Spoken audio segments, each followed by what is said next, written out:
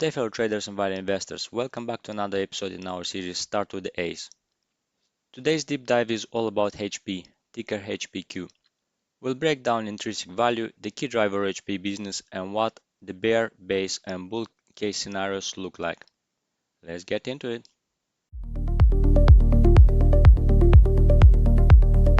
HP is a global technology company operating in over 170 countries. They provide personal computers, printers, services and subscription, 3D printing and industrial print solution, and hybrid work tools. HP's business is split in two main segments: personal systems, PC, laptops, workstations, and printing, consumer, commercial, printer, and supplies. We can see that the personal systems comprise about 70% of their revenue and printing solutions about 30%.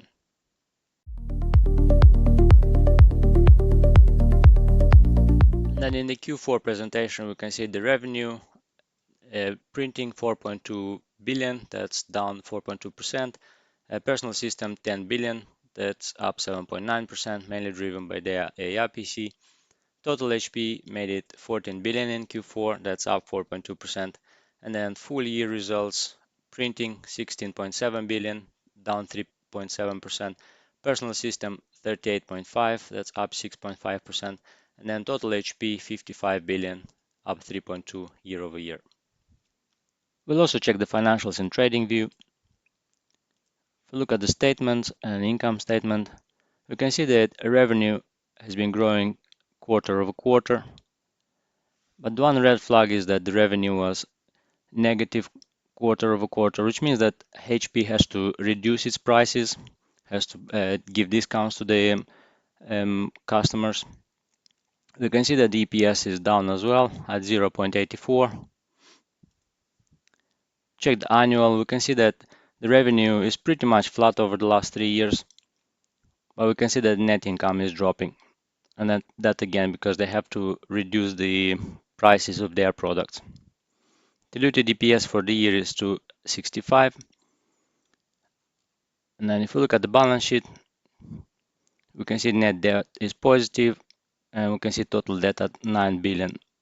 If we look at the statistics as well and change to annual, we can see that HPQ is selling for a PE of 916.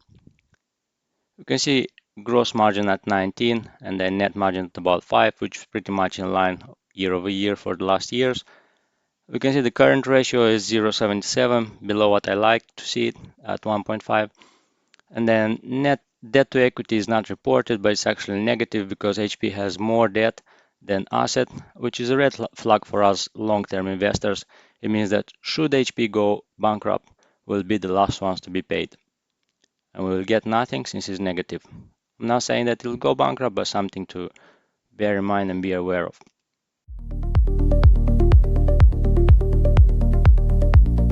Turning to the three calculators, Warren Buffett, Phil Town, and Peter Lynch's, we can see that the stock is pretty much overvalued according to all three calculators. I used 7%, which was a very optimistic growth rate, and I had to use a positive book value per share. Currently, HP has a negative book value per share. I use the current discount and latest dividend yield and the total dividends paid over the last 4 quarters. And we can see that the fair value is between 584 and 955, which will be a huge drop. As we could see earlier, it's a risky investment if we are looking for a long-term investment. And for the 3 case scenarios, I use AI PC adoption and pricing power as the key driver. Across the 10Q transcript and presentation, AI PC adoption is the most important for driver, according to the management. And they are saying is because HP says AI PC are one of their fastest growing categories. Windows 11 refresh plus corporate upgrade support the demand. AI PC carry 5 to 10% higher selling prices and mix shift to higher value segments support margin recovery. This is crucial because margins have been declining as we've seen earlier. So we'll build the valuation scenario based on how fast AI PC scale and how much margins uplift their delivery. And then if you just like me, you're wondering what is this AI PC? Is it the same PC as the normal one? Is it just the marketing? Then it is not just the marketing. AI PC has faster processor, but it also has a separate chip designed specifically for running artificial intelligence locally. It takes load off the CPU and GPU, and it's extremely efficient. It's 10 times energy saving for AI tasks. So it's not just a marketing campaign, but anyways, moving to the scenarios. In the bear case scenario, if we see EPS growing to 2.5 in 5 years or remain at 2.5 in 5 years, we'll use the P multiple of 9, and then price would be around 25.50, which is pretty much the same what's happening now. And that will mean AI PC adoption slows and then pricing premium compresses. In a base case scenario, if we see EPS growing to $3 per share in 5 years, we could use a P multiple of 11 and the stock would be valued at around 33. And for that to happen, we need to see AI PC adoption continuing steadily, and then pricing holds at around 5% premium. And then for a bull case scenario, if we see P growing to $3.5 per share, and then we can use a multiple of 12.5, we could see the price going up to 43.75, and then that will happen if AI PC adoption accelerates to 50% of the mix, and then pricing premium expands beyond 10%. I also use these PE multiples because I compare them to the peers, and the industry average is between 10 and 12x. That's why I use this multiple for my scenarios. And then to probability weighted chart, we could see that in a bear case scenario, the return of 5 years will be negative 6%. In a base case, the positive 38, and in a bull case, positive 82. That will be a total return probability over 5 years of 38%, which will make it annually 663. It looks good, but it's way beyond 10%, which I'd like to use as an investment driver. And also, we've seen the debt is quite high, and that will be a big risk for us as long-term investors. Turning to the risk factors, first one is the printing decline. Printing revenue continues to fall 3-5% per year. Hardware units down 9-12%. Stock-based compensations. In the 10Q, we can see that stock-based compensation is 432 million year to date, and this dilutes shareholders and eats into true earnings power.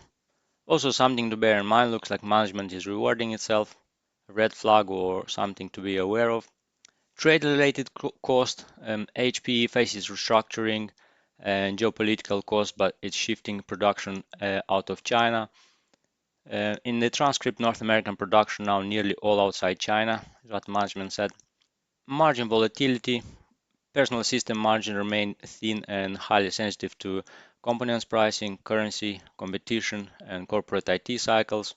And then long-term growth profile, analysts forecast only 1-2% long-term EPS growth.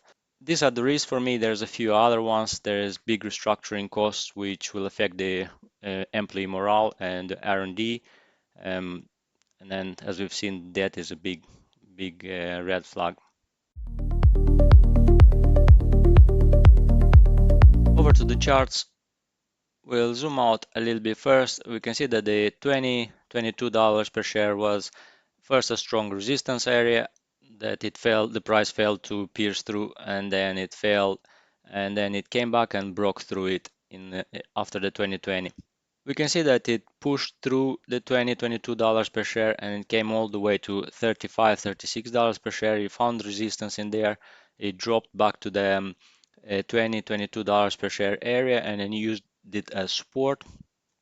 It bounced off of it once, and it came back again to the resistance area, and then came back down again. We can see that L1, L2 have printed a couple of times in the last few years, and they would have been all failed trades, all losers. And in this area is where management has pushed for the buybacks. We can see how the stock performed then. If we zoom back in, we can see that recently the sell 1, sell 2, sell 3 has been printed. So it's telling us that the stock is in a current downtrend and in a sell zone. We can see technicals and trading view saying the same. We can see that ATR dots are being printed above the price chart, and then it means that the stock is in a downtrend, and it's currently trading around that support area. For me to open a position with HP, I would need to see the fundamentals change. I would need to see the ATR printed below the chart, and I'd need to see the MACD going above 50%. It is not a buy for me from technicals, it's not a buy from fundamentals, but that's just my opinion.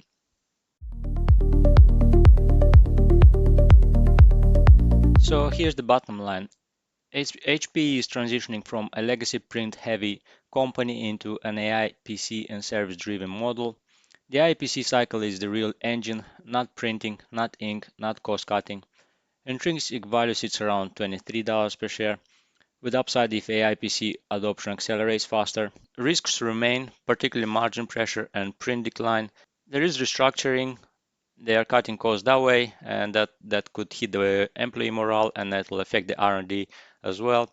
So for me personally, HP is not a stock to buy from technical perspective, and it is not a stock to buy from intrinsic value perspective. It's risky on both. If you enjoyed this breakdown, subscribe for more deep dives. Let me know in the comments which stock you'd like me to analyze. Until next time, thank you for watching.